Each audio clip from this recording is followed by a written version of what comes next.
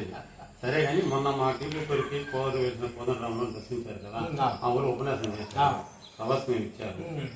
దీని మీద మీకు అనుభూతి ఒక 2 వాక్యాల్లో. ముఖ్యంగా అక్కడికి రావటంతోనే ఎన్నో వందల సంవత్సరాల కాలం నాటైనటువంటి రాముల వారిని ఆ దేవాలయంలో గర్భగుడిలో ఉన్నటువంటి రామాలయంలో రాముల వారిని దర్శించినంత మాత్రం చేత తెలియని ఒక స్పర్శ, ఒక దివ్యమైనటువంటి అనుభూతికి లోనవటం జరిగింది.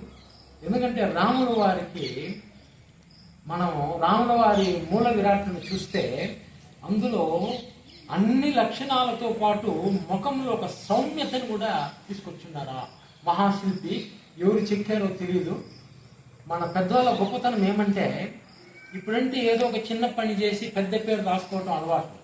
ఇంత పెద్ద అద్భుతమైనటువంటి రాముల వారిని విగ్రహంలోకి తీసుకొచ్చి కనీసం ఎవరు దాన్ని శిల్పి అనే పేరు కూడా రాసుకోకుండా చేసినటువంటి ఆ వ్యక్తికి మనం ఏమిచ్చి రుణం తీర్చుకోగలం?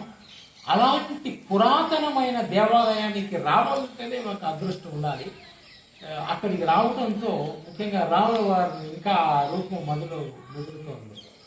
ఆ ప్రశాంతమైన రామ లక్ష్మణులు, సీతమ్మ తల్లి, ఆంజనేయ స్వామి అద్భుతంగా ఉన్నాయి మూల విరాట్లు.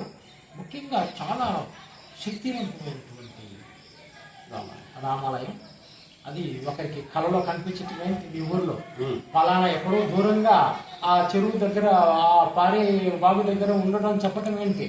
మీరు వెళితే మొదట్లో దొరకకపోగా ఒక నమ్మకంతో వెతికితే దొరికితే ఆ ఊర్లో ఉన్న వాళ్ళు ఇది మాకు కావాలంటే మీరు పందెం పెట్టి ఆ పందెంలో గెలిచి మరి మీ ఊర్లో ప్రతిష్ఠించడం ఒక ఎత్తు అయితే, వీటిని అద్భుతంగా మీరు నిర్వహించే తీరు, ముఖ్యంగా సాంశివారెడ్డి గారు మీరు మొదటిసారి నాతో పరిచయం మాట్లాడేటప్పుడు మీరు పిలుపు ఎలా ఉందంటే, మీ ఇంట్లో పెళ్లి జరుగుతూ ఉంటే మీరు ఎంత శ్రద్ధతో ఎంత ఆప్యాయతతో మీరు పిలుస్తారో అలా మీరు పిలవటం జరిగింది.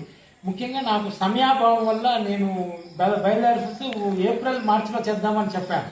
కానీ మీరు పిలిచే తీరును బట్టి అదే తను పిలిచేది తన పని కోసం కాదు, ఊరు బాగుండాలని, రామాలయం బాగుండాలని తను పిలుస్తున్నారు.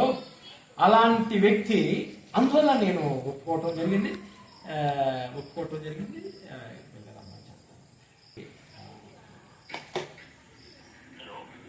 మీరు పిలిచిన పిలుపు మీలాంటి వాళ్ళందరూ అక్కడ ఉండటం వల్ల దేవాలయాన్ని అద్భుతంగా నిర్వహిస్తున్నారు. మామూలుగా ఇంత ప్రసిద్ధి చెందినటువంటి ఆలయం, ముఖ్యంగా ఇన్ని మంది కలిసి మీరు చేయటం అది ఒక పెద్ద ఎత్తు. అది నాకు చాలా ఆనందాన్ని ఇచ్చింది. నేను మీ ప్రవచనం అయిన తర్వాత వస్తుంటే అదే నేను చెప్తున్నాను నా సహచరులతో.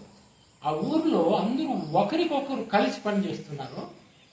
వాళ్ళ పేరు కోసం కాకుండా రాముల వారి పేరు కోసం పనిచేస్తున్నారు. కాబట్టి ఎవరిలోనూ గర్వం లేదు, ప్రశాంతమైన వదనంతో అందరూ కనిపించారని నాకు కలిగినటువంటి అనుభూతి.